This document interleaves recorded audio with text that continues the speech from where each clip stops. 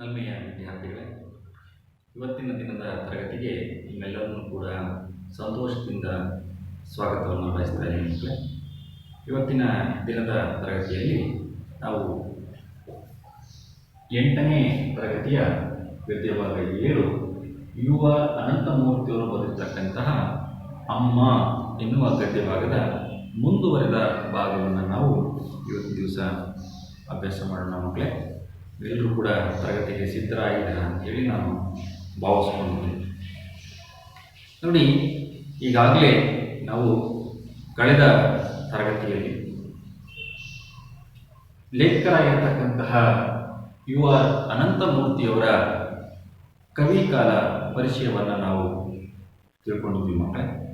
ಹಾಗೆ ಕನ್ನಡ ಸಾಹಿತ್ಯ ಚರಿತ್ರೆಯ ಪ್ರಕಾರಗಳಲ್ಲಿ ಆತ್ಮಕಥೆ ಅಂದರೆ ಏನು ಅಂತಕ್ಕಂಥದ್ದು, ಜೀವನ ಚರಿತ್ರೆಗೂ ಮತ್ತು ಆತ್ಮಕಥೆಗೂ ಇರತಕ್ಕಂತಹ ವ್ಯತ್ಯಾಸಗಳ ಬಗ್ಗೆ ನಾವು ಈಗಾಗಲೇ ತಿಳ್ಕೊಂಡಿದ್ದೀವಿ ಮಕ್ಕಳು.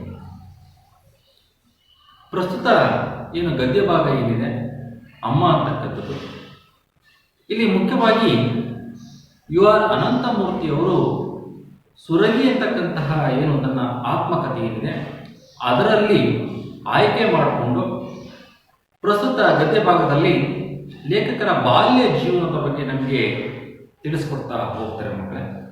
ಅದರಲ್ಲಿ ಮುಖ್ಯವಾಗಿ ಈ ಒಂದು ಗದ್ಯ ಭಾಗದಲ್ಲಿ ಲೇಖಕರು ಹೇಳಿಕೊಳ್ಳುವಂತೆ ತನ್ನ ಊರಿನಲ್ಲಿ ಹುಲಿಗಳ ಕಾಟ ತುಂಬಾ ಇತ್ತು.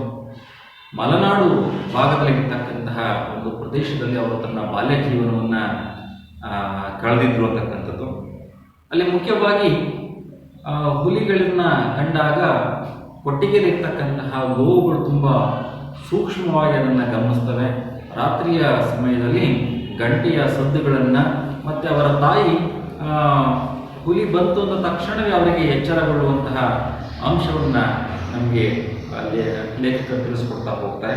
ಜೊತೆಗೆ ಅವರಿಗೆ ನೆಮ್ಮದಿಯಿಂದ ಬೆಳಗ್ಗೆ ಎದ್ದು ಕೊಟ್ಟಿಗೆ ದನಗಳನ್ನು ನೋಡಿದಾಗ ಮಾತ್ರ ಆ ಹುಲಿಗಳು ಸದ್ಯ ನನ್ನ ಕೊಟ್ಟಿಗೆಯಿಂದ ಯಾವುದೇ ಹಸುಗಳು ಇವತ್ತು ಕಾಣಿಯಾಗಿಲ್ಲ ಅಂತೇಳಿ ನೆಮ್ಮದಿಯ ನಿಟ್ಟುಸಿರನ್ನು ಅವರು ಬಿಡ್ತಾ ಇದ್ದು ಅಂತಕ್ಕಂಥ ಅಂಶವನ್ನು ಕೂಡ ನಮಗೆ ತಿಳಿಸ್ಕೊಡ್ತಾ ಹೋಗ್ತಾರೆ. ಜೊತೆಗೆ ಹುಲಿಗಳ ಒಂದು ಹೆದರಿಕೆ ಭಯವನ್ನು ತಪ್ಪಿಸುವ ಸಲುವಾಗಿ ಅವರ ಅಜ್ಜ ಒಂದು ಶ್ಲೋಕವನ್ನು ಹೇಳ್ಕೊಟ್ಟಿದ್ರು. ಅರ್ಜುನ ಫಲ್ಗುಣೋ ಪಾರ್ಥಃ ಕಿರೀಟಿ ಶ್ವೇತ ವಾಹನ ಅಂತಕ್ಕಂಥ ಏನು ಶ್ಲೋಕವನ್ನು ಹೇಳ್ಕೊಡ್ತಾ ಇದ್ರು, ಅದನ್ನು ಅವರು ಮನದಲ್ಲಿ ನಿಂತು ಮಾಡಿಕೊಂಡು ಅವರು ಮರೆತಾ ಇದ್ರು. ಹಾಗೆ ಜೊತೆಗೇ ನಿಮಗೆ ಲೇಖಕರು ತನ್ನ ಮೊದಲ ಗುರುಗಳು ಯಾರು ಅಂತಕ್ಕಂತಹ ಅಂಶವನ್ನು, ಜನನಿ ತಾನೇ ಮೊದಲ ಗುರು ಅನ್ನುವ ಒಂದು ಏನು ಮಾತಿದೆ, ಅದರ ಮಾತಿನಂತೆ ಲೇಖಕರ ತಾಯಿಯೂ ಕೂಡ ಅವರಿಗೆ ಮೊದಲ ಗುರುವಾಗಿ ಅಕ್ಷರ ಅಭ್ಯಾಸವನ್ನು ಶಾರದೆಯನ್ನು ನೆನಪು ಮಾಡಿ ಶುದ್ಧ ಹಬ್ಬದಂದು ಆ ಅಂತಕ್ಕಂತಹ ವರ್ಣಮಾಲೆಯ ಅಕ್ಷರದ ಪ್ರಾರಂಭ ಅಕ್ಷರ ಏನಿದೆ ಅದನ್ನು ಮರಳಿನಲ್ಲಿ ತಿದ್ದುವ ಮೂಲಕ ನನಗೆ ಅಕ್ಷರ ಅಭ್ಯಾಸವನ್ನು ಮಾಡಿಸಿದ್ರು. ಹಾಗಾಗಿ ನಾನು ಬೇಗ ಅಕ್ಷರ ಅಭ್ಯಾಸವನ್ನು ಕಲಿತೆ ಅಂತಕ್ಕಂಥ ಅಂಶವನ್ನು ಕೂಡ ಅವರು ಹೇಳ್ತಾ ಹೋಗ್ತಾರೆ. ಹಾಗೆ ಮಲೆನಾಡು ಭಾಗದಲ್ಲಿ ಅವರಲ್ಲಿ ಶಾಲೆಗಳು ತುಂಬ ವಿರಳ, ತುಂಬ ದೂರದಲ್ಲಿ ನಡ್ಕೊಂಡು ಹೋಗಬೇಕಾಗಿರುತ್ತೆ. ಅದರಲ್ಲಿ ಕಾಡು ದಾರಿಯಲ್ಲಿ ಅವರು ನಡ್ಕೊಂಡು ಹೋಗಬೇಕಾಗಿರುತ್ತೆ. ಅದನ್ನು ಅರಿತಕ್ಕಂತಹ ಲೇಖಕರ ತಂದೆ ತಾಯಿಗಳು ಅಜ್ಜಂದರು ಅವರ ಮನೆಗೆ ಬಂದು ಶಿಕ್ಷಣವನ್ನು ಹೇಳ್ಕೊಡ್ಲಿಕ್ಕೆ ಒಬ್ಬ ಶಿಕ್ಷಕರನ್ನ ಅವರು ನೇಮಕ ಮಾಡಿದರು. ಅವರಿಂದ ಅವರು ಶಿಕ್ಷಣವನ್ನು ಚೆನ್ನಾಗಿ ಕಲಿತರು ಅಂತಕ್ಕಂಥ ಅಂಶವನ್ನು ಕೂಡ ಅವರು ಹೇಳ್ತಾರೆ. ಅವರು ನೆನಪು ಮಾಡ್ಕೊಳ್ತಾರೆ. ಕೃಷ್ಣಪ್ಪಯ್ಯ ಮೇಷ್ಟ್ರು ಅಂತಕ್ಕಂಥ ಅವರ ಮೊದಲ ಶಿಕ್ಷಕರು, ವಿದ್ಯಾಗುರುಗಳು, ಅವರನ್ನು ಲೇಖಕರು ನೆನಪು ಮಾಡ್ಕೊತಾರೆ ಮಕ್ಕಳಿಗೆ. ಇಷ್ಟು ನಾವು ಕಳೆದ ತರಗತಿಯಲ್ಲಿ ನಾವು ತಿಳ್ಕೊಂಡಿದ್ವಿ. ಅದರ ಜೊತೆಗೆ ಅವರು ಶಾಲೆಯಲ್ಲಿ ವಿದ್ಯಾಭ್ಯಾಸವನ್ನು ಮಾಡುವಾಗ ಅವರೇ ಹೇಳಿಕೊಂಡಂತೆ ಒಂದು ಏಕೋಪಾಧ್ಯಾಯ ಶಾಲೆ. ಅವರು ತರಗತಿ ಕೊಠಡಿಯಲ್ಲಿ ಇರಲಿಕ್ಕೆ ಇಷ್ಟ ಆಗದೆ ಇದ್ದಾಗ ಅವರು ತಕ್ಷಣವೇ ಅವರ ಗುರುಗಳಿಗೆ ಒಂದಕ್ಕೆ ಸಾರ್ ಅಂತ ಹೇಳಿ ಹೇಳಿಕೊಂಡು ಹೊರಗಡೆ ಹೋಗಿ ಅಲ್ಲಿ ಒಂದು ಗುಬ್ಬಚ್ಚಿ ಜೊತೆಗೆ ಆಟವನ್ನು ಆಡುವಂಥದ್ದು, ಗುಳಿಯಲ್ಲಿ ಅವರು ಹುಳವನ್ನು ಎಬ್ಬಿಸುವಂಥದ್ದು, ಈ ರೀತಿಯ ಒಂದು ಆಟಗಳನ್ನು ಆಡ್ತಾ ಇದ್ದಂತಕ್ಕಂಥ ಅಂಶವನ್ನು ಬಾಲ್ಯಜೀವನವನ್ನು ನೆನಪು ಮಾಡ್ಕೊತಾರೆ ಮಕ್ಕಳೇ. ಅಷ್ಟು ನಾವು ಕಳೆದಂತೆ ತಿಳ್ಕೊಂಡಿದ್ದೀವಿ ಮಕ್ಕಳು. ಇವತ್ತಿನ ದಿನದ ತರಗತಿಯಲ್ಲಿ ಏನೆಲ್ಲ ಗದ್ಯ ಭಾಗ ತಿಳ್ಕೋತೀವಿ ಅಂತಕ್ಕಂಥ ಅಂಶವನ್ನು ನಾವು ನೋಡೋಣ. ಕಲಿಕಾಂಶಗಳನ್ನು ಗಮನಿಸಿದ್ವಿ ನೋಡಿ. ಇವತ್ತಿನ ದಿನದ ತರಗತಿಯಲ್ಲಿ ನಸುಕಿನಲ್ಲಿ ಲೇಖಕರಿಗೆ ಖುಷಿ ಕೊಡುತ್ತಿದ್ದ ಸಂಗತಿಗಳನ್ನು ನಾವು ತಿಳ್ಕೊಳ್ತೀವಿ ಅಂತಕ್ಕಂಥದ್ದು. ಹಾಗೆ ವಿಶೇಷ ಪದಾರ್ಥಗಳನ್ನು ಕಡವಾಗಿ ಪಡೆಯುತ್ತಿದ್ದ ಹಾಗೂ ತೀರಿಸುತ್ತಿದ್ದ ಬಗೆಯನ್ನು ಲೇಖಕರು ಗದ್ಯ ಭಾಗದಲ್ಲಿ ಯಾವ ರೀತಿಯಾಗಿ ತಿಳಿಸ್ಕೊಡ್ತಾರೆ ಅಂತ ಅಂಶವನ್ನು ನಾವು ತಿಳ್ಕೊತೀವಿ ಮಕ್ಕಳೇ. ಹಾಗೆ ಚರಟದ ಕಾಫಿಯನ್ನ ಸಿದ್ಧಗೊಳಿಸುತ್ತಿದ್ದ ಬಗೆಯನ್ನ ನಾವು ಲೇಖಕರು ಯಾವ ರೀತಿ ಹೇಳಿದ್ದಾರೆ ಅಂತಕ್ಕಂಥ ಅಂಶವನ್ನ ನಾವು ತಿಳ್ಕೊತೀವಿ. ಇಷ್ಟು ಫಲಿತಾಂಶವನ್ನು ಇವತ್ತಿನ ತರಗತಿಯಲ್ಲಿ ತಿಳ್ಕೊತೀವಿ. ಹಾಗೆಯೇ ಇವತ್ತಿನ ಗದ್ಯ ಭಾಗದಲ್ಲಿ ಬರ್ತಕ್ಕಂತಹ ಪದಗಳ ಅರ್ಥವನ್ನು ನೀವು ಗಮನಿಸಿ. ದೈನಿಕ, ದೈನಿಕ ಅಂತಂದ್ರೆ ದಿನನಿತ್ಯ, ಪ್ರತಿದಿನ ಅಂತ ಹೇಳಿ. ನಸುಕು, ನಸುಕು ಅಂದ್ರೆ ಮುಂಜಾನೆ, ಬೆಳಗಿನ ಸಮಯ. ನಿವಾರಣೆ, ನಿವಾರಣೆ ಅಂದ್ರೆ ದೂರ ಮಾಡು, ಹೋಗಲಾಡಿಸು. ನೆವ, ನೆವ ಅಂದ್ರೆ ನೆಪ ಅಂತೇಳಿ, ನೆಪ ಮಾತ್ರ, ಕಾರಣ ಅಂತೇಳಿ. ಪಟ್ಟಾಂಗ, ಪಟ್ಟಾಂಗ ಅಂದ್ರೆ ಹರಟೆ ಹೊಡೆಯೋದು, ಮಾತುಕತೆಯನ್ನು ಆಡೋದು ಅಂತ. ಸಂಗತಿ, ಸಂಗತಿ ವಿಷಯ. ಹಸನ್ಮುಖಿ, ಹಸನ್ಮುಖಿ ಅಂದ್ರೆ ನಗುವುದು, ನಗುಮುಖ, ಯಾವಾಗಲೂ ಕೂಡ ನಗುಮುಖದಿಂದ ಇರುವಂಥದ್ದು. ಇಷ್ಟು ಅಂಶಗಳನ್ನು ನಾವು ತಿಳ್ಕೊಂಡು ಇವತ್ತಿನ ಗದ್ಯ ಭಾಗದಲ್ಲಿ ಇವತ್ತಿನ ತರಗತಿಗೆ ಸಿದ್ಧರಾಗಿದ್ದೀರಲ್ವಾ? ನೋಡಿ, ಪುಟ ಸಂಖ್ಯೆ 68 ಗದ್ಯ ಭಾಗ 7 ಅಮ್ಮ ಅಂತಕ್ಕಂಥದ್ದನ್ನ ಮಾದರಿ ವಾಚನ ಮಾಡಿದ ಮಕ್ಕಳೇ ಪುಸ್ತಕವನ್ನೆಲ್ಲರೂ ಕೂಡ ಗಮನಿಸಿ.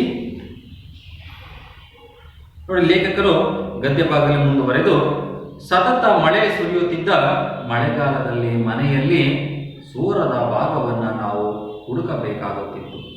ಮಳೆಗಾಲದ ಆರಂಭಕ್ಕೆ ಮೊದಲೇ ಮನೆಯ ಕೆಲಸಕ್ಕೆ ನಮ್ಮ ಸಂಬಂಧಿಕರು, ಅಪ್ಪನ ಸ್ನೇಹಿತರು ಒಣ ಸೌದೆ, ಅಕ್ಕಿ, ಬೇಳೆ, ಜೋನಿ ಬೆಲ್ಲವನ್ನು ಸಂಗ್ರಹಿಸಲು ನೆರವಾಗುತ್ತಿದ್ದರು. ಹಾಗೆಲ್ಲ ಕಾಡು ಹಲಸಿನ ಹಣ್ಣು ಯಥೇಚ್ಛವಾಗಿ ಸಿಗುತ್ತಿತ್ತು. ಜೊತೆಗೆ ಅದು ಕಾಯಿಯಿಂದ ಹಣ್ಣಿನ ತನಕ ಎಲ್ಲ ಹಂತಗಳಲ್ಲೂ ಒಂದಲ್ಲ ಒಂದು ಆಹಾರ ಪದಾರ್ಥದ ತಯಾರಿಯಲ್ಲಿ ಉಪಯೋಗಕ್ಕೆ ಬರುತ್ತಿತ್ತು. ಸುರಿಯುವ ಮಳೆಯಲ್ಲಿ ನಾವು ಮಕ್ಕಳೆಲ್ಲ ಬಚ್ಚಲ ಒಲೆಯ ಬೆಂಕಿ ಎದುರು ಕುಳಿತು ಕೈಗಳನ್ನು ಮುಂಚಾಚಿ ಬೆಂಕಿ ಕಾಯಿಸುತ್ತಿದ್ದೆವು.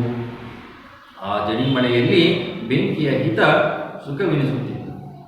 ಒಲೆಗೆ ಹಲಸಿನ ಬೀಜವನ್ನು ಹಾಕಿ ಸುಟ್ಟು ತಿನ್ನುತ್ತಾ ನಮ್ಮ ಜೊತೆ ಇರುತ್ತಿದ್ದ ಯಾರಾದರೂ ದೊಡ್ಡವರು ಹೇಳುವ ಕಥೆಯನ್ನ ಬಾಯಿ ಬಿಟ್ಟುಕೊಂಡು ಆಲಿಸುತ್ತಿದ್ದೆವು. ಬೇಸಿಗೆಯಲ್ಲಿ ನಮ್ಮಮ್ಮ ಮಳೆಗಾಲದ ದಿನಗಳಿಗೆಂದು ಹಪ್ಪಳ, ಶೆಂಡಿಗೆಯಂತಹ ಅನೇಕ ತಿಂಡಿಗಳನ್ನು ಒಣಗಿಸಿ ಇಡುತ್ತಿದ್ದರು. ಮನೆಯ ಹಿರಿಯರಿಗೆ ಮಾತ್ರ ಗೊತ್ತಿದ್ದ ಕೆಲವು ಔಷಧೀಯ ಗುಣಗಳ ಸೊಪ್ಪುಗಳನ್ನು ಬೇಯಿಸಿ ನಿತ್ಯ ಊಟದಲ್ಲಿ ಬಳಸುತ್ತಿದ್ದರು. ಅದು 2ನೇ ಮಹಾಯುದ್ಧದ ಕಾಲ. ಕೆರೆಕೊಪ್ಪದಲ್ಲಿ ಅಂಗಳದ ಆಚೆ ಮನೆಯನ್ನು ಆಕ್ರಮಿಸಲು ಹೊಂಚುತ್ತಾ ಇರುವ ಅರಣ್ಯವಿತ್ತು. ನಸುಕಿನಲ್ಲಿ ಎದ್ದು ಮನೆ ಎದುರು ಅರಣ್ಯದ ಅಂಚಿನಲ್ಲಿ ಇದ್ದ ರಂಜದ ಮರವೊಂದರಿಂದ ನೆಲದ ಮೇಲೆ ಚೆಲ್ಲಿರುತ್ತಿದ್ದ ನಕ್ಷತ್ರಾಕಾರದ ರಂಜದ ಹೂಗಳನ್ನು ಆರಿಸುವುದು, ದುರ್ವೆಯನ್ನು ಹುಲ್ಲಲ್ಲಿ ಹುಡುಕಿ ಕಿತ್ತು ತರುವುದು, ಕೇದಗೆ ಅರಳಿದೆಯೇ, ಮರದ ಮೇಲಿನ ಗೂಡಲ್ಲಿ ಮೊಟ್ಟೆ ಮರಿಯಾಯಿತೆ ಎಂದು ಬಿದಿರಿನ ಸಂಧಿಯಿಂದ ನಿತ್ಯ ನೋಡುವುದು ನನಗೆ ಖುಷಿಯ ಸಂಗತಿಗಳು. ದುರ್ವೆಯನ್ನು ಅಜ್ಜಯ್ಯನಿಗೆ ಪೂಜೆಗೆ ಕೊಟ್ಟು ಅಮ್ಮ ಕಡಗೋಲಿನಿಂದ ಮೊಸರು ಕಡಿಯುವಾಗ 7 ನಾರಾಯಣಿ 7 ಲಕ್ಷ್ಮೀ ರಮಣ ಎಂಬ ಹಾಡನ್ನು ಹೇಳುವುದನ್ನು ಆಲಿಸುತ್ತಾ ರಂಜದ ಹೂವನ್ನು ಬಾಳೆಯ ನಾರಿನಲ್ಲಿ ಪೋಣಿಸುತ್ತಾ ಕೃಷ್ಣಪ್ಪಯ್ಯ ಮೇಷ್ಟ್ರಿಗಾಗಿ ಆತಂಕದಲ್ಲಿ ಕಾಯುತ್ತಾ ಇವತ್ತು ಮೇಷ್ಟ್ರಿಗೆ ಜ್ವರ ಬರಲಿ ದೇವ್ರೇ ಎಂದು ಮನಸ್ಸಲ್ಲಿ ಪ್ರಾರ್ಥಿಸುತ್ತಾ ಇರುವುದೇ ನನ್ನ ಬಾಲ್ಯದ ಪುನರಾವರ್ತಿತ ದೈನಿಕವಾಗಿತ್ತು. ಕೆರೆಕೊಪ್ಪದಲ್ಲಿ ನಮಗೆಲ್ಲ ಚೆರಟದ ಕಾಫಿ. ಆದರೆ ಕೆಲವು ಸಾರಿ ಅಜ್ಜಯ್ಯನಿಗೆ, ನನ್ನ ತಂದೆ ಶಾನುಭೋಗರಿಗೆ ಮತ್ತು ಅವರ ಗೆಳೆಯರಾದ ಊರಿನ ಪಟೇಲರಿಗೆ ಮಾತ್ರ ಒರಿಜಿನಲ್ ಕಾಫಿ ಪುಡಿಯ ಕಾಫಿ. ಕಾಫಿ ಬೀಜವನ್ನು ಆಗಲೇ ಹುರಿದು, ಆಗಲೇ ಪುಡಿ ಮಾಡಿ, ಆಗಲೇ ಕುದಿಯುವ ನೀರಿಗೆ ಬೆರೆಸಿ ಮುಚ್ಚಿಟ್ಟು ಅದರ ಗಸಿ ಇಳಿಯುವಷ್ಟು ಹೊತ್ತು ಕಾದು ಅದಕ್ಕಾಗಿಯೇ ಇದ್ದ ಬಟ್ಟೆಗೆ ಸುರಿದು ಹಿಂಡಿ ಡಿಕಾಕ್ಷನ್ ಇಳಿಯುವಾಗ ಕಳೆದುಕೊಂಡ ಉಷ್ಣಾಂಶವನ್ನು ಬಿಸಿ ಬಿಸಿ ಎಮ್ಮೆ ಹಾಲು ಬೆರೆಸಿ ಹದ ಮಾಡಿ ಕಾಫಿ ಮಾಡುವುದು ಸಾಮಾನ್ಯವಾಗಿತ್ತು. ಈ ಕಾಫಿಯನ್ನು ಪಳಪಳ ಹೊಳೆಯುವ ಒಂದು ಹಿತ್ತಾಳೆ ಲೋಟದಿಂದ ಇನ್ನೊಂದು ಲೋಟಕ್ಕೆ ನೊರೆ ಬರುವಂತೆ ಎತ್ತರದಿಂದ ಹಲವು ಸಾರಿ ಹೊಯ್ದು ಕುಡಿಯಲು ಅಗತ್ಯವಾದ ಬಿಸಿಗದನ್ನು ಇಳಿಸಿ ಸೆರಗು ಮುಚ್ಚಿದ ಕೈಯ ಮೇಲೆ ಅದನ್ನು ಇಟ್ಟುಕೊಂಡು ಹಸನ್ಮುಖಿಯಾಗಿ ಅಮ್ಮ ಕುಡಿಯಲು ಕೊಡುತ್ತಿದ್ದರು. ಮಕ್ಕಳಿಗೂ ನನಗೂ ಎಲ್ಲೋ ಒಂದೊಂದು ಸಾರಿ ಈ ಕಾಫಿಯ ಪುಣ್ಯ ಸಿಗುತ್ತಿತ್ತು. ನಿತ್ಯ ಈ ಕಾಫಿಯ ಘಮಘಮದ ವಾಸನೆಯನ್ನು ಕೊಂಚವಾದರೂ ಉಳಿಸಿಕೊಂಡು ಅದರ ಚರಟ ಕುದಿಸಿ ಮಾಡಿದ ಕಾಫಿಯ ಸೇವನೆ ನಮಗೆ ಇವೆಲ್ಲದರ ತಯಾರಿಯು ನೆನಪಾಗುತ್ತದೆ. ಕಾಫಿ ಬೀಜವನ್ನ ಬ್ಯಾರಿಯೊಬ್ಬರು ತಿಂಗಳಿಗೊಮ್ಮೆ ನಮಗೆ ತಂದು ಕೊಡುತ್ತಿದ್ದರು. ಈ ವಿಶೇಷ ಪದಾರ್ಥಗಳೆಲ್ಲವನ್ನು ಕಡವಾಗಿ ನಾವು ಪಡೆಯುವುದು. ವರ್ಷಕ್ಕೊಮ್ಮೆ, ಅಂದರೆ ದೀಪಾವಳಿಯಿಂದ ಇನ್ನೊಂದು ದೀಪಾವಳಿಗೆ, ಯುಗಾದಿಯಿಂದ ಇನ್ನೊಂದು ಯುಗಾದಿಗೆ, ಗೌರಿ ಹಬ್ಬದಿಂದ ಇನ್ನೊಂದು ಗೌರಿ ಹಬ್ಬದವರೆಗೆ ಈ ಕಡದ ಅವಧಿ. ನಾವು ಬೆಳೆದ ಅಡಿಕೆಯನ್ನು, ಭತ್ತವನ್ನು ಬದಲಿಗೆ ಕೊಟ್ಟು ಕಡವನ್ನು ತೀರಿಸುತ್ತಿದ್ದರು. ಜರಿ ಟೋಪಿಯ ತೊಟ್ಟ ಬ್ಯಾರಿ ಬಂದಾಗಲೆಲ್ಲ ನಮಗೆ ಸಕ್ಕರೆಯಿಂದ ಮಾಡಿದ ಮಿಠಾಯಿ ಉಕ್ಕಟೆ ಸಿಗುತ್ತಿತ್ತು. ನನ್ನ ಭಯ ನಿವಾರಣೆಗೆಂದು ಎಂದೋ ಒಮ್ಮೆ ಕರಡಿ ಆಡಿಸುವವನು ತಂದ ಕಡುಕಪ್ಪು ಕರಡಿ ಮೇಲೆ ನನ್ನನ್ನು ಕೂರಿಸಿ ಅಂಗಳ ಸುತ್ತಿಸಿದ್ದು ನೆನಪಿದೆ. ಕೈಯಲ್ಲಿ ಕಾಸಾಡದ ಆ ಕಾಲದಲ್ಲಿ ಹಲವು ಸಾರಿ ಮನೆಯಲ್ಲಿ ಎಲ್ಲರಿಗೂ ಕಾಫಿ ಮಾಡುವಷ್ಟು ಅನುಕೂಲ ಇರುತ್ತಿರಲಿಲ್ಲ. ಕೆಲವೊಮ್ಮೆ ಅಮ್ಮ ಸ್ವಲ್ಪ ಕಾಫಿ ಪುಡಿಯಲ್ಲಿ ಒಂದು ಲೋಟ ಕಾಫಿ ಮಾಡಿ ಅಪ್ಪನಿಗೆ ಕೊಟ್ಟು ಆ ಕಾಫಿ ಮಾಡಿದ ಚರಟದಲ್ಲಿ ನನಗೆ ಮತ್ತು ನನ್ನ ಅಜ್ಜನಿಗೆ ಕೊಡುತ್ತಿದ್ದರು. ಅಜ್ಜ ಮನೆಗೆ ಹಿರಿಯರಾದ್ದರಿಂದ ನನಗೆ ಚರಟದಲ್ಲಿ ಕಾಫಿಯೋ ಅಂತ ಕೇಳಿದ್ದಿದೆ. ಮನೆಯಲ್ಲಿ ಅಜ್ಜಿಗೂ ಅಮ್ಮನಿಗೂ ಕಿರಿಕಿರಿ ಆದಾಗ ಅಜ್ಜಯ್ಯ ಸೌದೆ ತರುವ ನೆಪ ಮಾಡಿ ಕತ್ತಿ ಹಿಡಿದು ಕಾಡಿಗೆ ನಡೆದು ಬಿಡುತ್ತಿದ್ದರು. ನಾನು ಹಠ ಹಿಡಿದು ಅವರ ಜೊತೆ ಹೋಗುತ್ತಿದ್ದೆ. ಅಮ್ಮನಿಗೆ ನಾನು ಹೀಗೆ ಅಜ್ಜಿಯ ಜೊತೆ ಪಟ್ಟಂಗ ಮಾಡುತ್ತಾ ಅಲೆಯುವುದು ಇಷ್ಟವಾಗುತ್ತಿರಲಿಲ್ಲ. ಅಂತಹ ಸಮಯದಲ್ಲಿ ಇನ್ನೇನೋ ನೆವ ಮಾಡಿಕೊಂಡು ನಾನು ಕಾಡು ಹರಟೆಯಲ್ಲಿ ಕಾಲ ಕಳೆಯುತ್ತಾ ಅಕ್ಷರ ತಿದ್ದುತ್ತಿಲ್ಲವೆಂದು ಅಜ್ಜಯ್ಯನ ಎದುರೇ ಬೈಯುತ್ತಿದ್ದರು. ಇಷ್ಟು ಲೇಖಕರು ತನ್ನ ಬಾಲ್ಯ ಜೀವನದ ಬಗ್ಗೆ ಬಹಳ ಅದ್ಭುತವಾಗಿ ತನ್ನ ಸುರಗಿ ಅಂತಕ್ಕಂಥ ಆತ್ಮಕಥೆಯಲ್ಲಿ ಯು ಆರ್ ಅನಂತಮೂರ್ತಿಯವರು ಬರಿತಾ ಹೋಗ್ತಾರೆ. ಮಕ್ಕಳೇ ನೋಡಿ, ಈಗಾಗಲೇ ಲೇಖಕರು ನಮ್ಗೆ ಗೊತ್ತಿರೋ ಹಾಗೆ ತರಗತಿಯಲ್ಲಿ ಅವರು ಶಿಕ್ಷಣವನ್ನು ಪಡಿತಾ ಇದ್ರು. ಆಗಿಂದಾಗಿ ಶಿಕ್ಷಕರನ್ನ ಒಂದಕ್ಕೆ ಸಾರಂತೆ ಹೊರಗಡೆ ಹೋಗಿ ಅವರು ಆಟವನ್ನು ಆಡ್ತಾ ಇರ್ತಕ್ಕಂಥ ಬಾಲ್ಯ ಜೀವನವನ್ನು ನೆನಪು ಮಾಡ್ಕೋತಾರೆ ಮಕ್ಕಳೇ. ಹಾಗೆ ಮಲೆನಾಡು ಭಾಗದಲ್ಲಿ ಅತಿ ಹೆಚ್ಚು ಮಳೆ ಧಾರಾಕಾರವಾಗಿ ಯಾವಾಗಲೂ ಕೂಡ ಬರ್ತಾನೆ ಇರ್ತದೆ. ಇಂತಹ ಸಂದರ್ಭದಲ್ಲಿ ಮಳೆಗಾಲಕ್ಕಿಂತ ಆರಂಭಕ್ಕಿಂತ ಮುಂಚಿತವಾಗಿಯೇ ಮನೆಗಳಲ್ಲಿ ಪ್ರತಿ ಮನೆಯಲ್ಲೂ ಕೂಡ ಕುಟುಂಬದಲ್ಲಿ ಕೂಡ ತರಾತುರಿಯಾಗಿರ್ತಕ್ಕಂತಹ ತಿನಿಸುಗಳನ್ನು ಅವರು ಮಾಡಿ ತೆಗೆದು ಇಡ್ತಾ ಇದ್ರು. ಮಳೆಗಾಲದಲ್ಲಿ ಅದನ್ನು ಸೇವನೆಯನ್ನ ಮಾಡ್ತಾ ಇದ್ರು. ಅದನ್ನ ಅವರು ನೆನಪು ಮಾಡ್ಕೊತಾರೆ ಮಕ್ಕಳೇ. ನೋಡಿ, ಸತತವಾಗಿ ಮಳೆ ಸುರಿಯುತ್ತಿದ್ದ ಮಳೆಗಾಲದಲ್ಲಿ ಎಲ್ಲರೂ ಕೂಡ ಅಲ್ಲಿ ಮುಖ್ಯವಾಗಿ ಪ್ರತಿ ಕುಟುಂಬದಲ್ಲೂ ಕೂಡ ಒಣ ಸೌದೆಗಳನ್ನು ಅವರು ತಂದಿರ್ತಾ ಇದ್ರು. ಅಕ್ಕಿಯನ್ನ, ಬೇಳೆಯನ್ನ, ಜೋನಿ ಬೆಲ್ಲ ಅಂತೇಳಿ ತೆಳುವಾಗಿರ್ತಕ್ಕಂಥ ಬೆಲ್ಲ, ಅದನ್ನು ಅವರು ಸಂಗ್ರಹವನ್ನ ಮಾಡ್ತಾ ಇದ್ರು. ಹಾಗೆ ಮಕ್ಕಳೇ, ಅಲ್ಲಿ ಕಾಡಿನಲ್ಲಿ ಮುಖ್ಯವಾಗಿ ಯಥೇಚ್ಛವಾಗಿ ಹಲಸಿನ ಹಣ್ಣು ಸಿಗ್ತಾ ಇತ್ತು. ಆ ಹಲಸಿನ ಹಣ್ಣಿನಿಂದ ವಿವಿಧ ರೀತಿಯಾಗಿ ತಿನಿಸುಗಳನ್ನ ಮಾಡ್ತಾ ಇರ್ತಕ್ಕಂಥ ಮಲೆನಾಡು ಭಾಗ ವಿಶೇಷವಾಗಿರ್ತಕ್ಕಂಥ ತಿನಿಸುಗಳನ್ನ ಮಾಡ್ತಾರೆ ಮಕ್ಕಳೇ. ಅದರಿಂದ ಹಲಸಿನ ಹಣ್ಣಿನಿಂದ ತರಾತುರಿಯಾಗಿರ್ತಕ್ಕಂಥ ತಿನಿಸುಗಳನ್ನ ಅವರು ಮಾಡಿ ಇರ್ತಾ ಇದ್ರು. ಮತ್ತೆ ಅಲ್ಲಿ ತುಂಬ ಚಳಿಗಾಲದ ಸಂದರ್ಭದಲ್ಲಿ ಅವ್ರ ಕೈಗಳನ್ನ ಬೆಂಕಿಯ ಸುತ್ತ ಕೂತ್ಕೊಂಡು ಬೆಂಕಿಯನ್ನ ಕಾಯಿಸ್ಕೊಳ್ಳೋದು, ಆ ಬೆಂಕಿಯಲ್ಲಿ ಹಲಸಿನ ಬೀಜಗಳನ್ನ ಸುಟ್ಟುಕೊಂಡು ತಿನ್ನುವಂಥದ್ದನ್ನ ಆ ಬಾಲ್ಯದಲ್ಲಿ ಅವರು ನೆನಪನ್ನ ಮಾಡ್ಕೋತಾರೆ ಮಕ್ಕಳೇ. ಜೊತೆಗೆ ಅಲ್ಲಿ ಯಾರಾದ್ರೂ ಕೂಡ ಹಿರಿಯರಿದ್ರೆ ಅವರಿಂದ ಕತೆ ಕೇಳು ಬಂದದ್ದು. ನೋಡಿ, ಇವತ್ತು ನಿಮಗೆ ಕತೆ ಕೇಳುವಂಥ ಸ್ವಭಾವ ಇವತ್ತು ಮರೆ ಮಾಡ್ತಾ ಇದೆ. ಹಿರಿಯರಿಂದ ಅನೇಕ ಅವರ ಅನುಭವದ ಕಥೆಗಳನ್ನು ಕೇಳಿ, ವಿಶೇಷವಾಗಿರ್ತಕ್ಕಂತಹ ಜನಪದ ಕಥೆಗಳನ್ನು ಕೇಳಿ, ಅದರಿಂದ ನಿಮ್ಮ ಒಂದು ಮೌಲ್ಯವಾಗಿರ್ತಕ್ಕಂತಹ ಒಂದು ಏನು ಅಜ್ಜ ಅಜ್ಜಂದಿರ ಜೊತೆಗೆ ಹಿರಿಯರ ಜೊತೆಗೆ ಆತ್ಮೀಯತೆಯ ಮಾತುಗಳ ಜೊತೆಗೇನೆ ಅನೇಕ ಮೌಲ್ಯಯುತವಾಗಿರ್ತಕ್ಕಂಥ ಅಂಶಗಳನ್ನ ನೀವು ಮನಸ್ಸಿನಲ್ಲಿ ಮೈಗೂಡಿಸ್ಕೊತೀರ ಮಕ್ಕಳೇ. ಇಂತಹ ಕಥೆಗಳನ್ನು ನೀವು ಕೂಡ ಕೇಳಿ ಅಂತ ಹೇಳಿ ಲೇಖಕರು ತನ್ನ ಅನುಭವದ ಕಥೆಗಳೊಂದಿಗೆ ಅವರು ಹಂಚಿಕೆಯನ್ನ ಮಾಡ್ಕೊತಾರೆ ಮಕ್ಕಳೇ. ಹಾಗೆ ಬೇಸಿಗೆಯಲ್ಲಿ ಅವರು ನೋಡಿ ಅವರ ತಾಯಿ ಮಳೆಗಾಲದ ದಿನಗಳಲ್ಲಿ ಹಪ್ಪಳ, ಶೆಂಡಿಗೆ ಅಂತ ಅನೇಕ ತಿಂಡಿಗಳನ್ನು ಒಣಗಿಸಿ ಅವರು ಇಡ್ತಾ ಇದ್ರು. ಮತ್ತೆ ಹಿರಿಯರಿಗೆ ಮಾತ್ರ ಅದು ಕೆಲವೊಂದು ಏನು ಔಷಧಿ ಗುಣಗಳಾಗಿರ್ತಕ್ಕಂತಹ ಸೊಪ್ಪುಗಳನ್ನು ಅವರು ಒಣಗಿಸಿ ಮತ್ತೆ ದಿನನಿತ್ಯ ಅವರು ಬೇಯಿಸಿ ಅದನ್ನ ತಿಂತಾ ಇದ್ರು ಮಕ್ಕಳೇ. ಮತ್ತೆ ಜೊತೆಗೆ ನೋಡಿ ಅಲ್ಲಿ ಮನೆಯ ಪಕ್ಕದಲ್ಲಿ, ಲೇಖಕರ ಮನೆಯ ಪಕ್ಕದಲ್ಲಿಯೇ ಒಂದು ಅರಣ್ಯ ಇತ್ತು, ಕಾಡಿತ್ತು. ಯಥೇಚ್ಛವಾಗಿ ಆ ಕಾಡಿನಿಂದ ಆವೃತವಾಗಿರ್ತಕ್ಕಂತಹ ಒಂದು ಮಲೆನಾಡು ಭಾಗ, ಅಲ್ಲಿ ಅವರ ಮನೆ ಇತ್ತು. ಅಲ್ಲಿ ಮುಖ್ಯವಾಗಿ ಅವರ ಅರಣ್ಯಕ್ಕೆ ಅವರು ಹೋಗ್ತಾ ಇದ್ರು. ಅಲ್ಲಿ ರಂಜದ ಹೂಗಳನ್ನ ಅವರು ಆರಿಸಿ ತರ್ತಾ ಇದ್ರು. ರಂಜದ ಹೂವು ತುಂಬಾ ಸುವಾಸನೆಯನ್ನ ಬೀರ್ತಕ್ಕಂತಹ ಹೂವು. ಕೊನೆಗೆ ಮನೆಗೆ ಪೂಜೆಗೆ ಬೇಕಾಗಿರ್ತಕ್ಕಂತಹ ದುರ್ವೆ ಆ ಹುಲ್ಲಿಂದ ಆಯ್ದು ಅದನ್ನ ಅವರು ತರ್ತಾ ಇದ್ರು.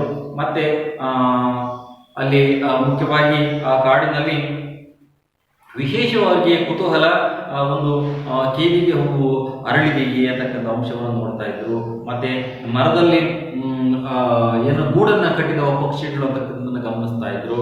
ಮತ್ತೆ ಆ ಮೊಟ್ಟೆ ಒಡೆದು ಮರಿ ಏನಾದರೂ ಕೂಡ ಆಯ್ತಾ ಅಂತಕ್ಕಂಥ ಅಂಶವನ್ನ ಅವರು ಗಮನಿಸ್ತಾ ಇದ್ರು. ಹೀಗೆ ದಿನನಿತ್ಯ ಅದನ್ನ ನೋಡುವಂಥದ್ದು, ಅದರಿಂದ ಖುಷಿಯನ್ನ ಪಡುವಂಥದ್ದು ಇದು ಲೇಖಕರ ದಿನನಿತ್ಯದ ಕೆಲಸ ಆಗಿತ್ತು. ಮತ್ತೆ ಆ ರಂಜದ ಹೂಗಳನ್ನ ಬಾಳೆಯ ನಾರಿನಲ್ಲಿ ಪೋಣಿಸುವಂಥದ್ದು ಅವ್ರಿಗೂ ಕೂಡ ಅದೊಂದು ಖುಷಿ ಅವರಿಗೆ ಕೊಡ್ತಾ ಇತ್ತು ಅಂತಕ್ಕಂಥ. ಮಕ್ಕಳೇ, ಇವತ್ತು ನೀವು ದಾರಿಯಲ್ಲಿ ಶಾಲೆಗೆ ಬರ್ತಾ ಇರ್ತೀರಿ, ಅಕ್ಕಪಕ್ಕ ಏನು ಅಂಶಗಳನ್ನ ನೋಡೋದೇ ಇಲ್ಲ, ಕತ್ತಿ ತೆಗೆಸ್ಕೊಂಡು ಸುಮ್ಮನೆ ಹರಟೆ ಹೊಡ್ಕೊಂತ ಬರ್ತೀರಿ ಮಕ್ಕಳೇ. ಮನೆ ಅಕ್ಕಪಕ್ಕದಲ್ಲಿ ಆ ಪಕ್ಷಿಗಳು ಚಿಲಿಪಿಲಿಗೊಳ್ಳುವಂಥದ್ದು, ಗೂಡನ್ನ ಕಟ್ಟುವಂಥದ್ದು, ಮತ್ತು ಸ್ನೇಹಿತರೊಂದಿಗೆ ಅವುಗಳನ್ನ ಗಮನಿಸುವಂಥದ್ದು, ಇವೆಲ್ಲ ನೀವು ಪರಿಸರದಲ್ಲಿ ಆಗ್ತಕ್ಕಂಥ ಬದಲಾವಣೆಯ ಬಗ್ಗೆ ನೀವು ತಿಳ್ಕೊತಾ ಹೋಗ್ಬೇಕು. ಹಾಗಾಗಿ ನಿಮಗೆ ಅದೊಂದು ರೀತಿ ಖುಷಿ ಕೊಡ್ತಕ್ಕಂತಹ, ಮನಸ್ಸಿಗೆ ಉನ್ಮಾದವನ್ನ ಕೊಡ್ತಕ್ಕಂತಹ ಸಂಗತಿಗಳು ಮಕ್ಕಳೇ. ಇದನ್ನು ಕೂಡ ನೀವು ಗಮನಿಸಬೇಕು ಅಂತಕ್ಕಂಥ ಅಂಶವನ್ನ ಲೇಖಕರು ಅವರ ಬಾಲ್ಯವನ್ನು ಹಂಚಿಕೆಯನ್ನ ಮಾಡ್ಕೋತಾ ನೀವೆಲ್ಲ ಅಂಶಗಳನ್ನು ತಿಳ್ಕೊತಾ ಇದ್ದಾರೆ. ಇವತ್ತು ಅವೆಲ್ಲ ಮರೆಮಾಯ್ತಾ ಇವೆ. ಎಲ್ಲಿ ನೋಡು ಕೂಡ ಅವರ ಮೊಬೈಲ್ ಇಟ್ಕೊಂಡಿರ್ತೀರಿ, ಮೊಬೈಲಲ್ಲಿ ಅದನ್ನ ನೋಡ್ತಾ ಕೂತಿರ್ತೀರಿ. ಬಿಟ್ರೆ ಈ ತರ ಪರಿಸರದಲ್ಲಿ ಆಗ್ತಕ್ಕಂತಹ ಒಂದು ಬದಲಾವಣೆಯನ್ನು ನೀವು ಗಮನಿಸೋದೇ ಇಲ್ಲ. ನಿಮಗೆ ಇದಕ್ಕೆ ಕುತೂಹಲಭರಿತವಾಗಿರ್ತಕ್ಕಂಥ ಅಂಶಗಳೇ ನಿಮಗೆ ಮರೆಮಾಚಿ ಬರೀ ಮೊಬೈಲಲ್ಲಿ ನೋಡ್ಕೊತಾ ಕೂತೀರಿ ಮಕ್ಕಳೇ. ಇದು ಖಂಡಿತ ಅಲ್ಲ. ಇವತ್ತಿನ ಸನ್ನಿವೇಶದಲ್ಲಿ ಪರಿಸರದಲ್ಲಿ ನಾವು ಮರಗಿಡಗಳನ್ನು ನೆಡುವಂಥದ್ದು, ಹಕ್ಕಿಗಳು ಚಿಲಿಪಿಲಿ ಗುಟ್ಟದನ್ನ ನೋಡುವಂಥದ್ದು, ವಿವಿಧ ರೀತಿಯ ಪಕ್ಷಿಗಳನ್ನು ನೀವು ಗಮನಿಸುವಂಥದ್ದು, ಹೂವು ಹರಡುವಂಥದ್ದು, ವಿವಿಧ ರೀತಿಯ ಗಿಡಗಳನ್ನು ನೆಡುವಂಥದ್ದು, ಇವೆಲ್ಲವೂ ಕೂಡ ನೀವು ಮೈಗೂಡಿಸ್ಕೋಬೇಕು ಮಕ್ಕಳೇ. ನೋಡಿ, ಅವರಿಗೆ ಮತ್ತೆ ಅವರ ತಾಯಿಯಲ್ಲಿ ಮೊಸರನ್ನ ಅವರು ಕಡಿತಾ ಇದ್ರು. ಮೊಸರನ್ನ ಕಡಿತಾ ಇರ್ತಕ್ಕಂಥ ಸಂದರ್ಭದಲ್ಲಿ ಅವರು ಅವರ ತಾಯಿ ಹಾಡುವಂತಹ ಹಾಡನ್ನ ಅವರು ನೆನಪು ಮಾಡ್ಕೊತಾ ಇದ್ದಾರೆ. ಇವತ್ತು ಮಜ್ಜಿಗೆ ಬೆಣ್ಣೆಯನ್ನ ಮಾಡುವಂಥದ್ದಿರಲಿ, ಮನೆಯಲ್ಲಿ ಇವತ್ತು ಹಳ್ಳಿಗಳಲ್ಲಿ ದನ ಕರುಗಳನ್ನು ಸಾಕುವಂತಹದ್ದೇ ಇವತ್ತು ಕಡಿಮೆ ಆಗ್ತಾ ಇದೆ. ಇಲ್ಲಿ ನೋಡಿ ಕೂಡ ಹಾಲನ್ನ ಕೊಂಡು ಕುಡಿಯುವಂಥದ್ದು ವಾತಾವರಣ ಇವತ್ತು ಸೃಷ್ಟಿ ಆಗ್ತಿದೆ ಮಕ್ಕಳೇ.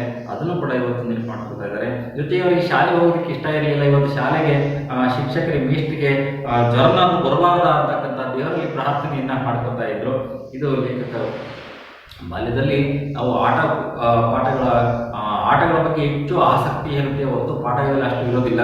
ಹಾಗಾಗಿ ಶಾಲೆಗೆ ಬರಲಿಕ್ಕೆ ನಾವು ಸ್ವಲ್ಪ ಒಂದು ನೀರಸ ಪ್ರತಿಕ್ರಿಯೆಯನ್ನು ತೋರಿಸ್ತೀವಿ ಮಕ್ಕಳೇ. ನೋಡಿ, ಇದು ಈ ವಾಕ್ಯವನ್ನು ಅಂಡರ್ಲೈನ್ ಮಾಡ್ಕೊಳ್ಳೋದು ನಿಮಗೆ ಸಂದರ್ಭಕ್ಕೆ ಬರ್ತಕ್ಕಂಥದ್ದು. ಇವತ್ತು ಮೇಷ್ಟ್ರಿಗೆ ಜ್ವರ ಬರಲಿ ದೇವರೇ, ಲೇಖಕರು ಮನಸ್ಸಿನಲ್ಲಿ ಅಂದುಕೊಂಡಂತಹ ಮಾತು ಮಕ್ಕಳೇ. ನೋಡಿ, ಇಲ್ಲಿ ಅವರ ಬಾಲ್ಯದಲ್ಲಿ ಕೆರೆಕೊಪ್ಪದಲ್ಲಿ ಯಥೇಚ್ಛವಾಗಿ ಅವರು ಬಾಲ್ಯ ಜೀವನವನ್ನು ಕಳ್ತಾ ಇದ್ರು.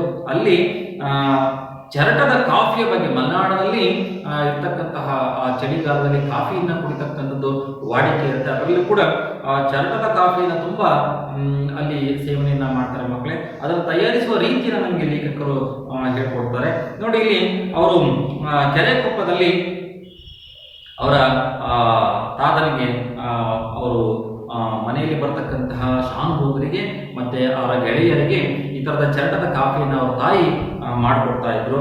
ಅದರಲ್ಲೂ ಕೂಡ ಅವರ ಪಟೇಲರಿಗೆ ಆ ಊರಿನಲ್ಲಿ ಒರಿಜಿನಲ್ ಒಂದು ಕಾಫಿ ಪುಡಿಯ ಕಾಫಿಯನ್ನ, ಅಂದ್ರೆ ಅಲ್ಲಿ ಆಗ ತಾನೇ ಕಾಫಿ ಬೀಜವನ್ನ ಹುರಿದು ಆಗಲೇ ಅದನ್ನು ಪುಡಿ ಮಾಡಿ ತಕ್ಷಣ ಕುದಿಯುವ ನೀರಿಗೆ ಅದನ್ನು ಬೆರೆಸಿ ಮುಚ್ಚಿಟ್ಟು ಅದರ ಗಸಿಯಿಂದ ಇಳಿಯುವಷ್ಟು ಹೊತ್ತು ಕಾದು ಅದರ ಜೊತೆಗೆ ಹಾಲನ್ನ ಹಾಕಿ ಮೇಲೆ ಕೆಳಗೆ ಪ್ರತಿಯೊಂದು ಲೋಟದಿಂದ ಹಾಕಿ ಅದನ್ನ ಆಗ ತಾನೇ ಸ್ವಲ್ಪ ಮಟ್ಟಿಗೆ ಹದಗೊಳಿಸಿ ಬಿಸಿಗೆ ಹದವನ್ನಗೊಳಿಸಿ ಪಟೇಲರಿಗೆ ಮತ್ತೆ ಗೆಳೆಯರಿಗೆ ಕೊಡುವಂಥದ್ದು.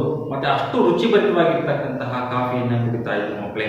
ಅದು ಮುಖ್ಯವಾಗಿ ಆ ಥರದ ಕಾಫಿ ಲೇಖಕರಿಗೆ ಒಮ್ಮೊಮ್ಮೆ ಸಿಗ್ತಾ ಇತ್ತು ಅಂತ ಹೇಳಿ ಅವತ್ತಿನ ಸಂದರ್ಭ ಆಗಿತ್ತು ನೋಡಿ. ಜೊತೆಗೆ ಎಮ್ಮೆ ಹಾಲನ್ನ ಬೆರೆಸಿ ಹದ ಮಾಡಿ ಕಾಫಿಯನ್ನ ಮಾಡಿಕೊಡ್ತಾ ಇದ್ರು. ತುಂಬಾ ರುಚಿಭರಿತವಾಗಿರ್ತಕ್ಕಂಥದ್ದು ಅಂತ ಹೇಳಿ.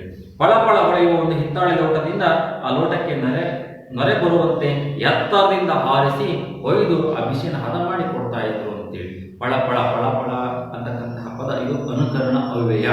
ಒಂದೇ ಪದ 2 ಸಾರಿ ಉಚ್ಚಾರ ಆಗ್ತದೆ, ಅರ್ಥ ಇರೋದಿಲ್ಲ. ಈ ತರದ ಪದಗಳನ್ನ ಅನುಕರಣ ಅವ್ಯಯಗಳು ಅಂತೇಳಿ ಕರಿತೀವಿ ಮಕ್ಕಳೇ. ಸರ ಸರ, ಜುಳು ಜುಳು, ತಪ್ಪ ತಪ್ಪ, ಡಣ ಡಣ ಇವೆಲ್ಲವೂ ಕೂಡ ಅನುಕರಣ ಅವ್ಯಯಗಳಿಗೆ ಉದಾಹರಣೆಗಳು ಮಕ್ಕಳೇ. ನೋಡಿ, ಅದೇ ರೀತಿಯಲ್ಲಿ ಅದನ್ನ ಮಕ್ಕಳಿಗೂ ಕೂಡ ಎಲ್ಲೋ ಒಂದ್ಸಾರಿ ಆ ಥರದ ಸಿಗ್ತಾ ಇತ್ತು.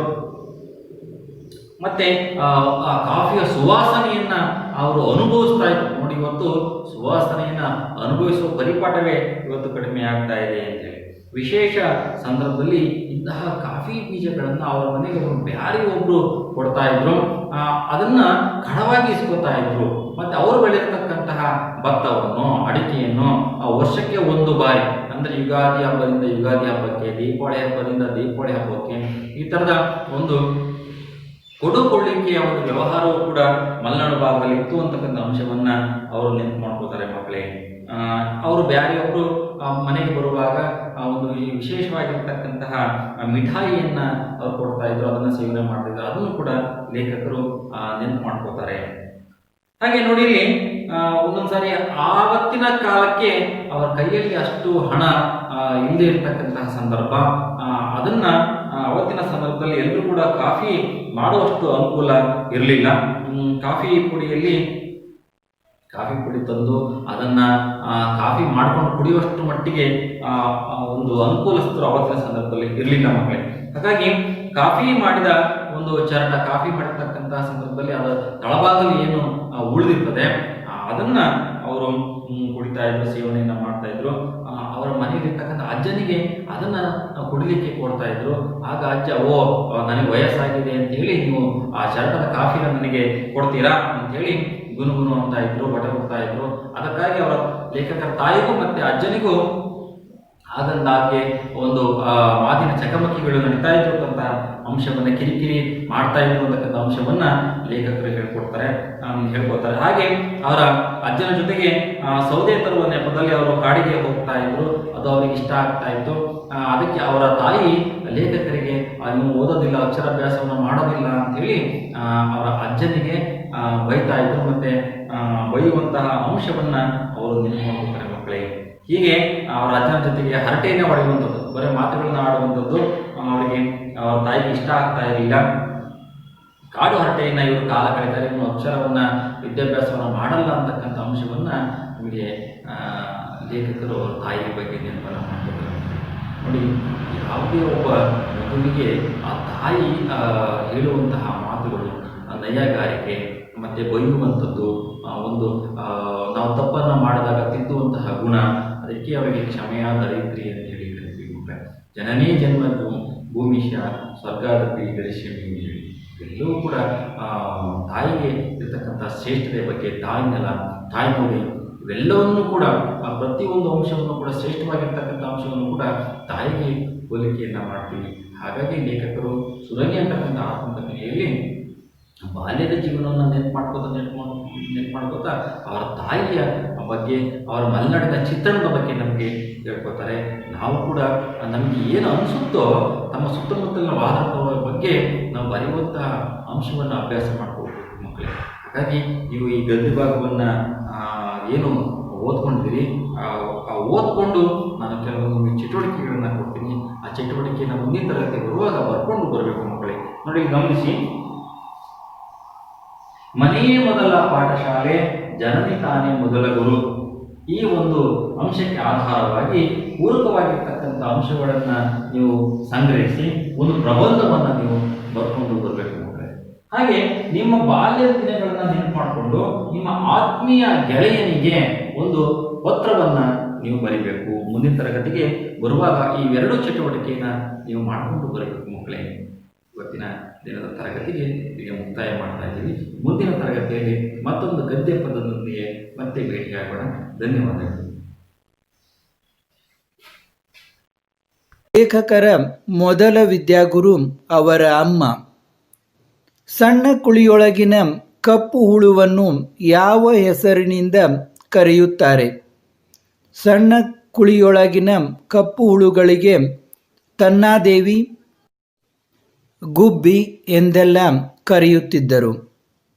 ಲೇಖಕರ ಬಾಲ್ಯದ ಪುನರಾವರ್ತಿತ ದೈನಿಕ ಯಾವುದಾಗಿತ್ತು?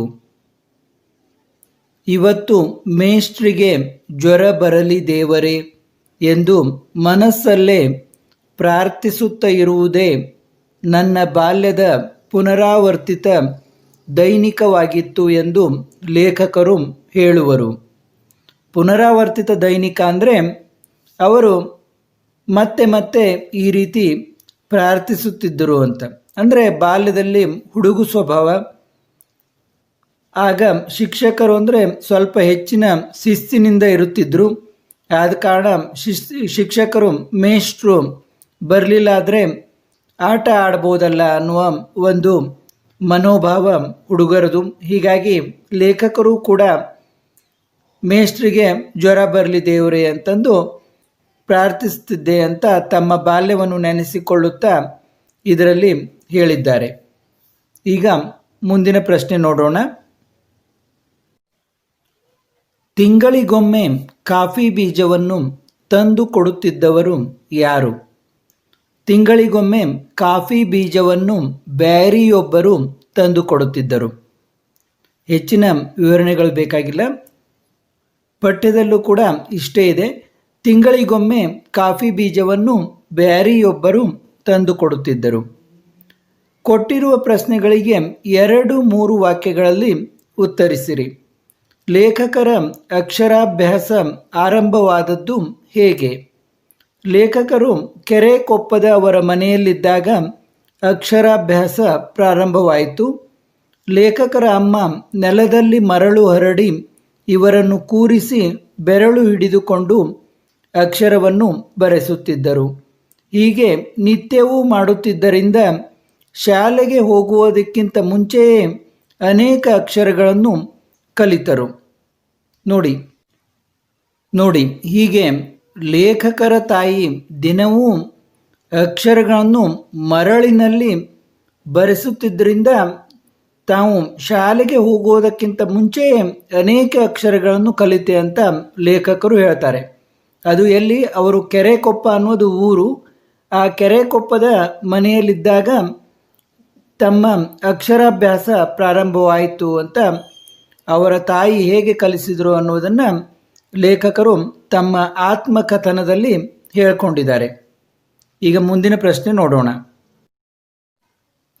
ಮಳೆಗಾಲದ ಆರಂಭಕ್ಕೆ ಮುನ್ನ ಮಲೆನಾಡಿನಲ್ಲಿ ಏನೆಲ್ಲ ಸಿದ್ಧತೆಗಳನ್ನು ಮಾಡಿಕೊಳ್ಳಬೇಕಿತ್ತು?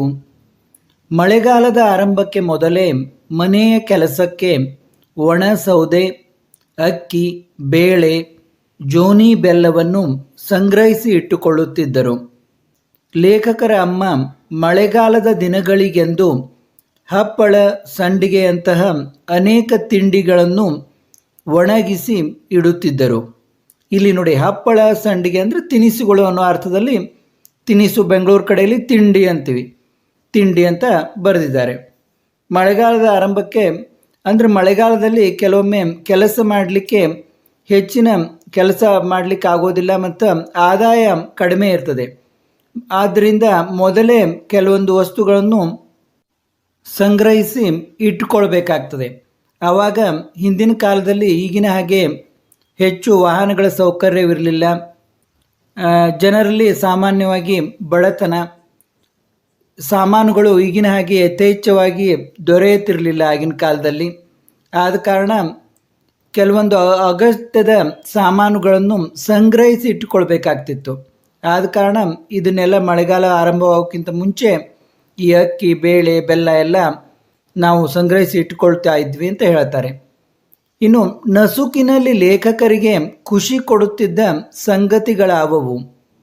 ಲೇಖಕರ ಮನೆ ಎದುರಿಗೆ ಇದ್ದ ಅರಣ್ಯದ ಅಂಚಿನಿಂದ ರಂಜದ ಹೂವುಗಳನ್ನು ಆರಿಸುವುದು, ಹುಲ್ಲಲ್ಲಿ ದೂರ್ವೆಯನ್ನು ಹುಡುಕಿ ಕಿತ್ತು ತರುವುದು, ಕೇದಿಗೆ ಅರಳಿದೆಯೇ ಅಂದರೆ ಕೇದಿಗೆ ಹೂವು ಅರಳಿದೆಯಾ, ಮರದ ಮೇಲಿನ ಗೂಡಲ್ಲಿ ಮೊಟ್ಟೆ ಮರಿಯಾಯಿತೆ, ಬಿದಿರಿನ ಸಂದಿಯಿಂದ ನಿತ್ಯ ನೋಡುವುದು ಲೇಖಕರಿಗೆ ನಸುಕಿನಲ್ಲಿ ಖುಷಿ ಕೊಡುವ ಸಂಗತಿಗಳು.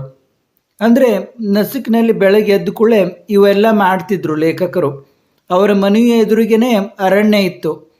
ಆ ಅರಣ್ಯದ ಅಂಚಿನಿಂದ ಅವರು ರಂಜದ ಹೂಗಳನ್ನು ತರೋದು, ಹುಲ್ಲಲ್ಲಿ ದೂರ್ವೆಯನ್ನು ಹುಡುಕಿ ಕಿತ್ತು ತರುವುದು, ಕೇದಿಗೆ ಹೂ ಅರಳಿದೆ ಅಂತ ನೋಡುವುದು, ಮರದ ಮೇಲಿನ ಗೂಡಲ್ಲಿ ಮೊಟ್ಟೆ ಮರಿಯಾಗಿದೆ ಅಂತ ನೋಡುವುದು, ಇವನ್ನೆಲ್ಲ ಬಿದಿರಿನ ಸಂದಿಯಿಂದ ನಿತ್ಯ ಅಂದರೆ ಬಿದಿರಿನ ಗಳಗಳು ಬೆಳೆದಿದ್ವು ದಟ್ಟವಾಗಿ ಅರಣ್ಯದಲ್ಲಿ. ಆ ಸಂದಿಯಿಂದ ನೋಡ್ತಾ ಇದ್ರು. ಅಂದರೆ ಅಷ್ಟೊಂದು ದಟ್ಟವಾಗಿ ಬೆಳೆದಿತ್ತಂತ ಬಿದಿರು. ಇವೆಲ್ಲ ಅವರಿಗೆ ತುಂಬ ನಸುಕಿನಲ್ಲಿ ಖುಷಿ ಕೊಡುವ ಸಂಗತಿಗಳು ಅಂತ ಅವರ ಆತ್ಮಕಥನದಲ್ಲಿ ಬಾಲ್ಯದ ಬಗ್ಗೆ ಲೇಖಕರು ಹೇಳಿದ್ದಾರೆ. ಇನ್ನು ಮುಂದಿನ ಪ್ರಶ್ನೆ ನೋಡೋಣ. ವಿಶೇಷ ಪದಾರ್ಥಗಳನ್ನು ಕಡವಾಗಿ ಪಡೆಯುತ್ತಿದ್ದ ಹಾಗೂ ತೀರಿಸುತ್ತಿದ್ದ ಬಗೆ ಹೇಗೆ? ಲೇಖಕರು ಹೇಳುವಂತೆ ಸಾಮಾನ್ಯವಾಗಿ ಹಬ್ಬಗಳಲ್ಲಿ ವಿಶೇಷ ಪದಾರ್ಥಗಳನ್ನು ಕಡವಾಗಿ ಪಡೆಯುತ್ತಿದ್ದರು. ಕಡ ತೀರಿಸಲು 1 ವರ್ಷ ಅವಧಿ ಇರುತ್ತಿತ್ತು. ಈ ದೀಪಾವಳಿಗೆ ಕಡ ತೆಗೆದುಕೊಂಡರೆ ಮುಂದಿನ ದೀಪಾವಳಿಯೊಳಗೆ ಅದನ್ನು ತೀರಿಸಬೇಕಾಗಿತ್ತು. ಅವರು ಬೆಳೆದ ಅಡಿಕೆ ಅಥವಾ ಭತ್ತ ಕೊಟ್ಟು ಕಡವನ್ನು ತೀರಿಸುತ್ತಿದ್ದರು. ನಿಮಗೆ ಗೊತ್ತಾಗಿರಬೇಕು, ಕಡ ಅಂದರೆ ಸಾಲ ತೆಗೆದುಕೊಳ್ಳೋದು.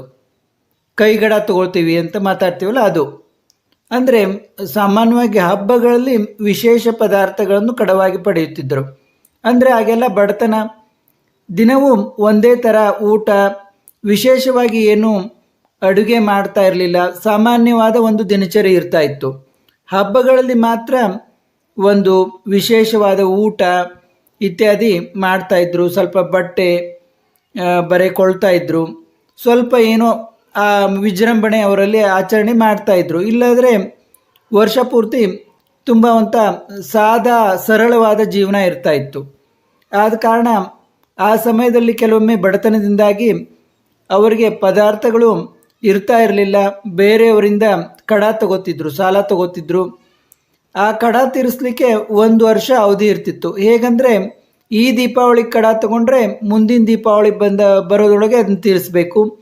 ಈ ಯುಗಾದಿಗೆ ಕಡ ತಗೊಂಡ್ರೆ ಮುಂದಿನ ಯುಗಾದಿ ಬರೋದ್ರೊಳಗೆ ಅದನ್ನು ತೀರಿಸಬೇಕು. ಹೀಗೆ ಸುಮಾರು 1 ವರ್ಷದ ಅವಧಿ ಇರ್ತಿತ್ತು. ಅದನ್ನು ಅವರು ಹೇಗೆ ತೀರಿಸ್ತಾ ಇದ್ರು? ಸಾಮಾನ್ಯವಾಗಿ ಲೇಖಕರು ಹೇಳುವಂತೆ ಅವರು ಅಡಿಕೆ ಮತ್ತು ಭತ್ತ ಇದನ್ನು ಬೆಳೀತಾ ಇದ್ರು. ಆದ್ದರಿಂದ ಅವನ್ನ ಅಡಿಕೆ ಮತ್ತು ಭತ್ತ ಕೊಟ್ಟು ಕಡ ತೀರಿಸ್ತಾ ಇದ್ರು ಅಂತ. ಅಂದರೆ ಬಾರ್ಟರ್ ಸಿಸ್ಟಮ್. ಈಗ ನೀವು ಸೋಷಿಯಲ್ ಸೈನ್ಸ್, ಈ ಸಮಾಜ ವಿಜ್ಞಾನದಲ್ಲಿ ಓದಿರ್ಬೋದು. ಮೊದಲೆಲ್ಲ ದುಡ್ಡಿನ ಚಲಾವಣೆ ಕಡಿಮೆ ಇತ್ತು. ಆವಾಗ ವಸ್ತುವಿಗೆ ವಸ್ತುವನ್ನು ಕೊಟ್ಟು ಅದಲ ಬದಲಿ ಮಾಡಿ ಎಕ್ಸ್ಚೇಂಜ್ ಮಾಡಿ ನಾವು ಕಡ ತೀರಿಸ್ತಾ ಇದ್ವಿ. ಅದರಿಂದ ನಮ್ಮ ಅಗತ್ಯಗಳನ್ನು ಪೂರೈಸ್ಕೊಳ್ತಾ ಇದ್ವಿ. ಈಗ ಮುಂದಿನ ಪ್ರಶ್ನೆ ನೋಡಿ. ಕೊಟ್ಟಿರುವ ಪ್ರಶ್ನೆಗಳಿಗೆ 5-6 ವಾಕ್ಯಗಳಲ್ಲಿ ಉತ್ತರಿಸಿರಿ. ಮಲೆನಾಡಿನಲ್ಲಿ ಹುಲಿಗಳಿಂದಾಗುತ್ತಿದ್ದ ತೊಂದರೆಯ ಬಗ್ಗೆ ಹೇಗೆ ವರ್ಣಿಸಲಾಗಿದೆ? ಮಲೆನಾಡಿನಲ್ಲಿ ಹುಲಿಗಳಿಂದ ಆಗುತ್ತಿದ್ದ ತೊಂದರೆ ಬಗ್ಗೆ ಹೇಗೆ ವರ್ಣಿಸಲಾಗಿದೆ ಅಂತ ಪ್ರಶ್ನೆ ಇದೆ. ಈಗ ಉತ್ತರ ನೋಡೋಣ. ಹುಲಿಯ ಶಬ್ದಕ್ಕೆ ಕೊಟ್ಟಿಗೆಯಲ್ಲಿನ ದನಗಳು ಗಡಗಡ ನಡುಗಲು ಶುರು ಮಾಡುತ್ತಿದ್ದವು. ಅವುಗಳ ಕೊರಳಿನಲ್ಲಿನ ಗಂಟೆ ಜೋರಾಗಿ ಶಬ್ದ ಮಾಡುತ್ತಿತ್ತು. ಲೇಖಕರು ಅವರ ಅಮ್ಮ, ಅಜ್ಜ ಚಿಮಣಿ ದೀಪದ ಬೆಳಕಲ್ಲಿ ಕೂತು ಎಲ್ಲಿ ಹುಲಿ ನಮ್ಮ ಕೊಟ್ಟಿಗೆಗೆ ನುಗ್ಗಿ ಬಿಡುತ್ತೇನೋ ಎಂದು ಕಾಯುತ್ತಿದ್ದರು. ದಿನವೂ ಅವರ ಮನೆ ದನ ಹೋಯಿತು, ಇವರ ಮನೆ ದನ ಹೋಯಿತು ಎಂಬ ಮಾತುಗಳಿಂದಲೇ ಮಾತು ಶುರುವಾಗುತ್ತಿತ್ತು.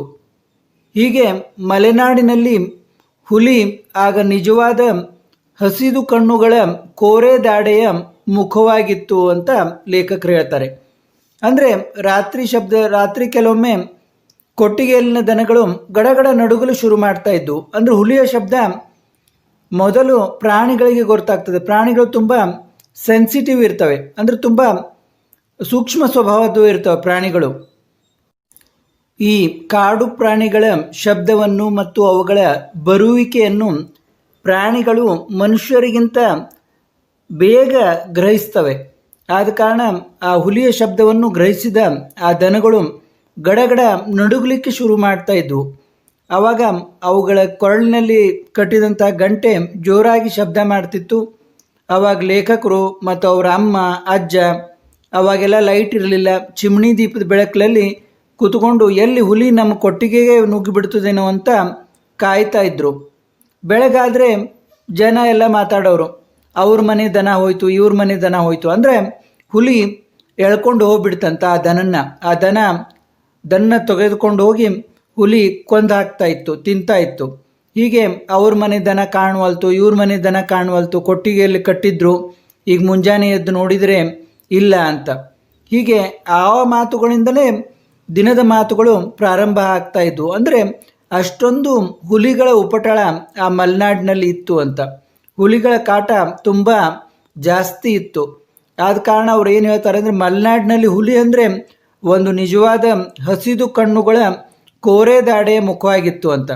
ಈಗ ಡೇಂಜರ್ ಅಂತ ಹಾಕಿರ್ತಾರೆ, ಒಂದು ಭಯಂಕರ ಸ್ವಪ್ನ ಬೀಳುವ ಹಾಗೆ ಒಂದು ನಮಗೆ ಒಂದು ಹೆದರಿಕೆ ಆಗುವಂಥ ಒಂದು ಮುಖ ಆಗಿತ್ತಂತ ಅದು ಹುಲಿದು.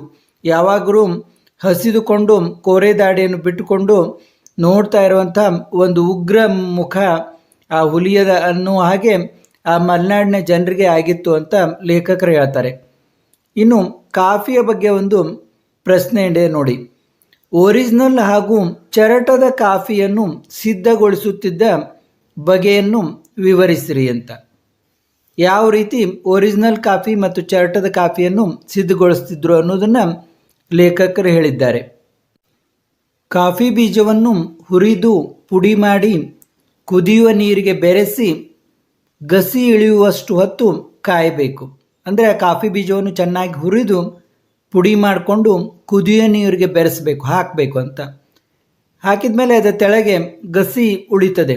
ಆ ಗಸಿ ತೆಳಗೆ ಕುಡುವ ಮಟ್ಟ ನಾವು ಕಾಯಬೇಕು. ನಂತರ ಬಟ್ಟೆಗೆ ಸುರಿದು ಹಿಂಡಬೇಕು. ನಂತರ ಅದಕ್ಕಾಗಿ ಅಂತ ಹೇಳಿ ಬಟ್ಟೆ ಇಟ್ಕೊಂಡಿರ್ತಾರೆ ಮನೆಯಲ್ಲಿ, ಆ ಬಟ್ಟೆಗೆ ಹಾಕಿ ಹಿಂಡಬೇಕು. ಬಿಸಿ ಬಿಸಿ ಎಮ್ಮೆ ಹಾಲನ್ನು ಹದವಾಗಿ ಬೆರೆಸಬೇಕು. ಒಂದು ಕಡೆ ಹಾಲನ್ನು ಕಾಯಿಸಿ ಇಟ್ಕೊಂಡಿರ್ತಾರೆ, ಆ ಬಿಸಿ ಬಿಸಿ ಹಾಲನ್ನು ಈ ಕಾಫಿ ಇದಕ್ಕೆ ಬೆರೆಸಬೇಕು. ಆಮೇಲೆ ಈ ಕಾಫಿಯನ್ನು ಫಳ ಫಳ ಹೊಳೆಯುವ ಒಂದು ಹಿತ್ತಾಳೆ ಲೋಟದಿಂದ ಇನ್ನೊಂದು ಲೋಟಕ್ಕೆ ಎತ್ತರದಿಂದ ಹಲವಾರು ಬಾರಿ ಹುಯ್ಯಬೇಕು. ಸೂಚಕ ಪದ ಅಂತ ಇಲ್ಲಿ ಹೇಳ್ಬೋದು. ನಾವು ಯಾವುದೇ ಧರ್ಮದಲ್ಲಿರಲಿ ಗೌರವ ಸೂಚಕವಾಗಿ ಶ್ರೀಯನ್ನು ಬಳಸ್ತೇವೆ. ಶ್ರೀ ಅನ್ನೋದು ಪುಲ್ಲಿಂಗಕ್ಕೂ ಬಳಸ್ತೇವೆ, ನಾವು ಸ್ತ್ರೀಲಿಂಗಕ್ಕೂ ಸಹಿತ ನಾವು ಬಳಸ್ತಾ ಇರ್ತೇವೆ. ಶ್ರೀ ಗಣೇಶ, ಶ್ರೀ ಲಕ್ಷ್ಮಿ ಅಂತ ನಾವು ಬಳಸ್ತಾ ಇರ್ತೇವೆ. ಹೀಗಾಗಿ ಇದು ಗೌರವ ಸೂಚಕ ಚಿಹ್ನೆ ಹೊರತು ಯಾವುದೇ ಧಾರ್ಮಿಕ ಚಿಹ್ನೆ ಅಲ್ಲ. ಅದಕ್ಕಾಗಿ ಪುಟದ ಮಧ್ಯದಲ್ಲಿ ತಾವು ಶ್ರೀ ಅಂತಲೇ ಬರೆಯಬೇಕು. ಹೀಗೆ ಪ್ರಾರಂಭದಲ್ಲಿ ಕ್ಷೇಮ, ತದನಂತರ ಶ್ರೀ ಎಂದು ಬರೆದು ತಮ್ಮ ಪತ್ರವನ್ನು ಪ್ರಾರಂಭಿಸಬೇಕು. ಇದಾದ ತಕ್ಷಣ ಪತ್ರ ಬರೆಯುವವರ ಒಂದು ವಿಳಾಸ ಬರುತ್ತೆ. ಇವರಿಂದ ಅದರಲ್ಲಿ ಹೆಸರು, ತರಗತಿ, ಶಾಲೆ ಹೆಸರು ಹಾಗೂ ಊರಿನ ಹೆಸರನ್ನು ಬರೆಯಬೇಕು. ಪರೀಕ್ಷೆಯಲ್ಲಿ ಅ ಬ ಕ ಅಂತ ಬರೆದು ತಮ್ಮ ತರಗತಿಯನ್ನು 8ನೇ ತರಗತಿ ಅಥವಾ 9 ಅಥವಾ 10 ತಾವು ಓದುತ್ತಿರುವಂಥ ತರಗತಿ ಹೆಸರನ್ನಲ್ಲಿ ಬರೆಯಬೇಕು.